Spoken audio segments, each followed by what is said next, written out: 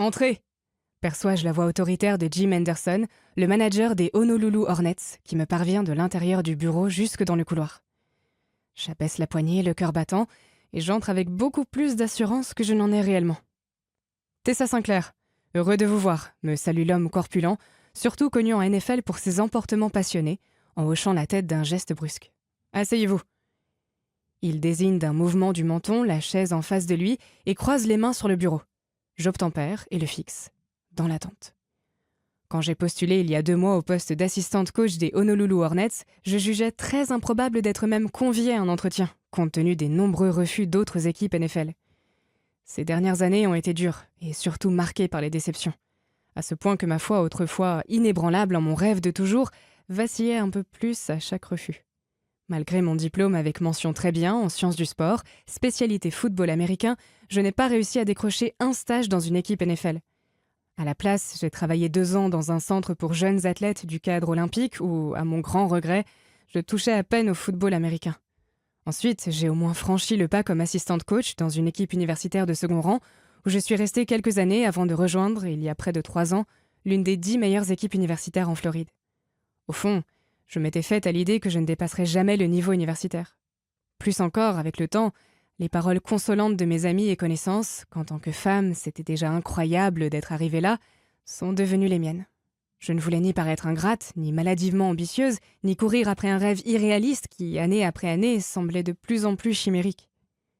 Seul mon dad n'a jamais perdu la foi en moi et en mon rêve d'une carrière NFL.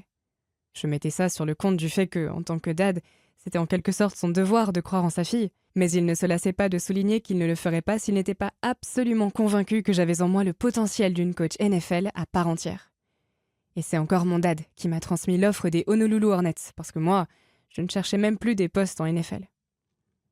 Quand mon dad a pris sa pré-retraite il y a 3 ans, lui et ma mom ont décidé de tourner le dos à la grande ville et, comme ma sœur aînée Indy, de s'installer à Hawaï. Depuis, ils goûtent à la vie Aloha, au plus bel endroit du monde, et vivent leur seconde jeunesse. Même si je les vois depuis encore plus rarement qu'avant, je suis sincèrement heureuse pour eux. « Merci d'avoir refait le long trajet de Floride jusqu'à Hawaï », dit Jim Henderson, me tirant ainsi de mes pensées. « Bien sûr, quand vous voulez », je lui assure en repensant à mon premier entretien avec lui il y a 3 semaines. J'ai été plutôt surprise et complètement prise de court quand il m'appelait un soir sur le chemin du retour en se présentant comme le manager des Hornets. Je me souviens avoir pris la sortie suivante de l'autoroute et m'être garée sur le parking d'un McDonald's. Mes mains et mes pieds tremblaient trop pour aller plus loin. Jim m'a dit que les RH et lui trouvaient ma candidature très intéressante et qu'il aimerait me rencontrer en personne.